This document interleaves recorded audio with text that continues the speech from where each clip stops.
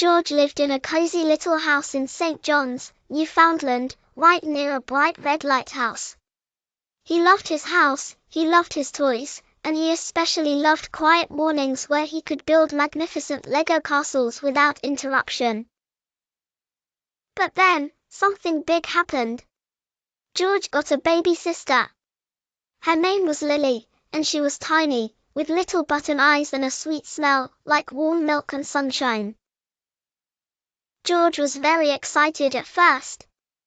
He imagined teaching her about dinosaurs, sharing his cookies, and maybe even letting her be the queen in his Lego castles, once she was big enough, of course. The great noise invasion. The only problem was, Lily wasn't very quiet. In fact, Lily was probably the loudest baby in the entire world. When Lily was hungry, she didn't just cry a little. Oh no! She let out a sound like a tiny fire engine, wah! Wah!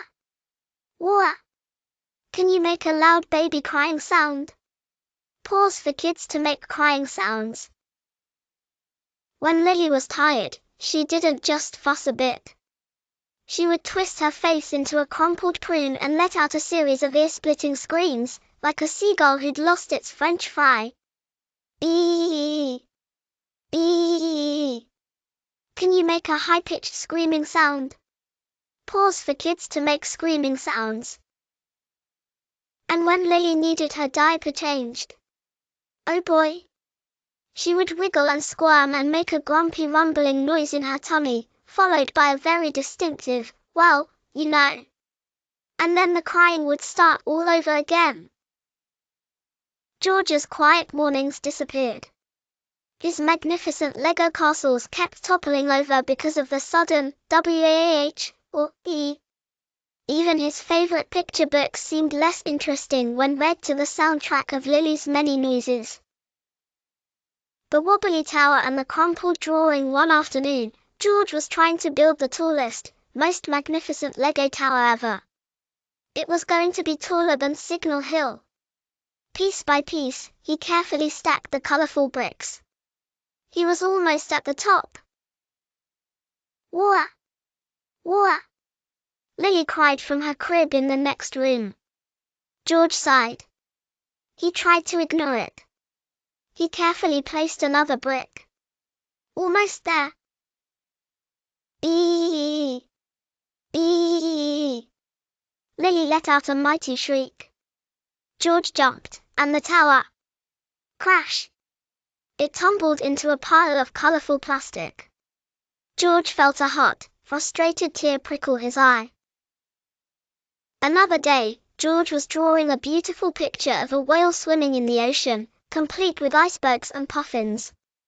He was so proud of the blue of the water and the big, friendly whale. Suddenly, Mama called, "George, can you hold Lily for a moment? I just need to grab something." George, holding his precious drawing, went to the living room. Mama gently placed Lily in his arms.